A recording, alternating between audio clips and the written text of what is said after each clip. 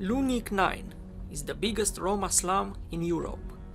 Here are living over 6,500 people in a borough located in the western part of Kosice, the second largest city in Slovakia.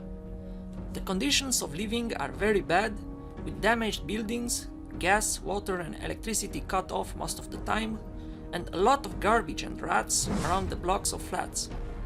Stay tuned to find more about how this place became a slum and how things are going to change in the future.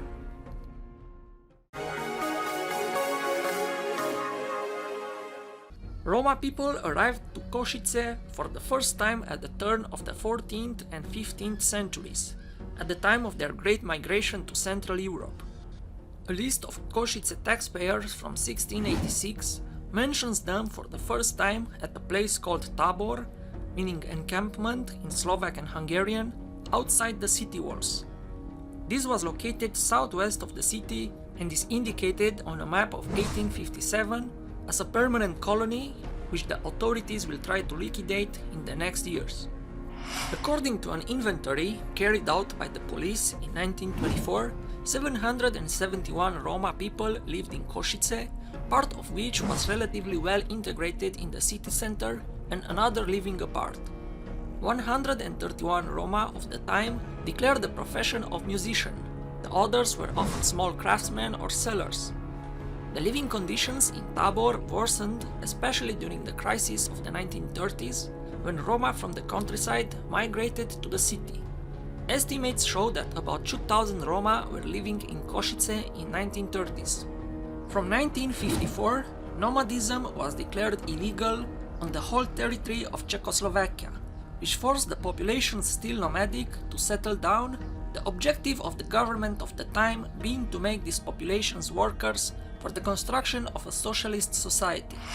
In 1969, the Governmental Commission of the Slovak Socialist Republic for the question of inhabitants of Gypsy origin was created under the direction of the Ministry of Social Affairs.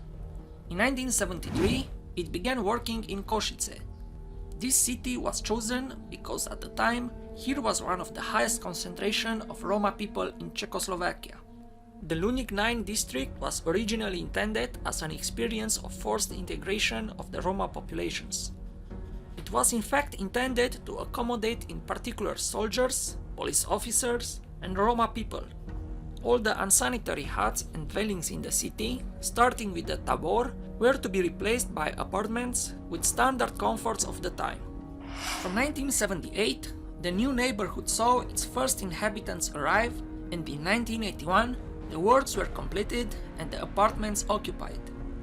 The families of soldiers and police were from the start in numbers lower than the initial plans, the soldiers refusing to move in and were replaced by families of workers who were not able to choose better locations. In 1983, the population was distributed between 40% of Roma and 60% of non-Roma. In March 1995, the city of Košice took the decision to change its housing allocation policy. On the one hand, tenants who were not in good standing with their payments and the illegal occupants of apartments belonging to the city were transferred to Lunik IX. On the other, non-problematic families, if they requested, were offered an apartment in another neighborhood. The first non-Roma families left Lunik IX in 1996, and the last family moved in October 2001. Since then, the district has been a ghetto inhabited exclusively by disadvantaged Roma families. Today, the Roma people in Lunik IX is living in very precarious conditions and are distinguished by much higher birth and death rates than the national average. The age pyramid compared between Lunik IX and the whole city of Kosice shows an equivalent relationship between the national scale and the local scale. At the base of the pyramid, there is a large young population, 42% under the age of 15 in Lunik IX, while it is only 15% in Kosice. And at the top, only 4% of people over the age of 60, while for the city as a whole, this age group represents 21%. This translates into an average age of 22.70 years in the neighborhood, a figure much lower than the rest of the city, where the average was 39.08 years in 2010. Lunik IX is the municipality with the highest population density in Slovakia. It was 5,842 inhabitants per square kilometer in 2010. At that time, the city had 548 apartments, which makes a density of more than 11 people per apartment. While in Slovakia the unemployment rate is less than 6%, in Lunik IX, a study reports that from the people in the age group where they are able to work, 90% were unemployed. The non-payment of electricity bills, central heating and water resulted in regular cuts.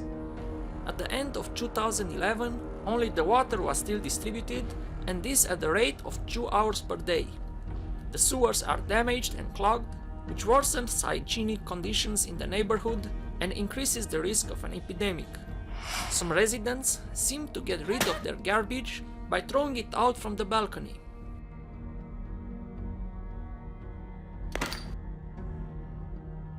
The condition of some of the buildings is very bad and their stability is compromised.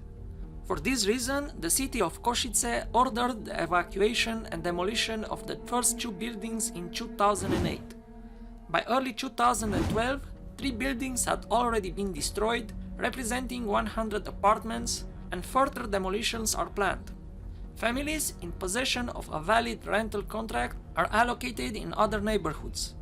The others increase the number of homeless or settle in one of the 14 illegal colonies on the territory of the city.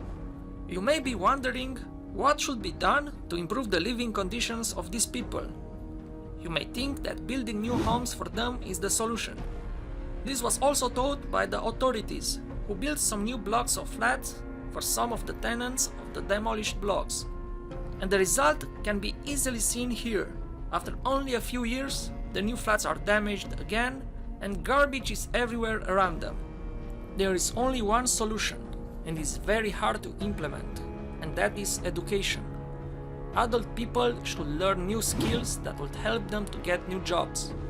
After some of the dwellers will begin to produce money, they won't tolerate the laziness of others, and they will begin to take measures to improve the living conditions and then the aspect of the whole neighborhood. Also, families that had children going to school should be rewarded if their children had good results. That way, they will begin to associate hard work with performance and then with prosperity. I hope you enjoyed our video. If you want to see more interesting videos, help our channel to grow by pressing the like button and share our videos with your friends. And if you are the first time here, don't forget to subscribe.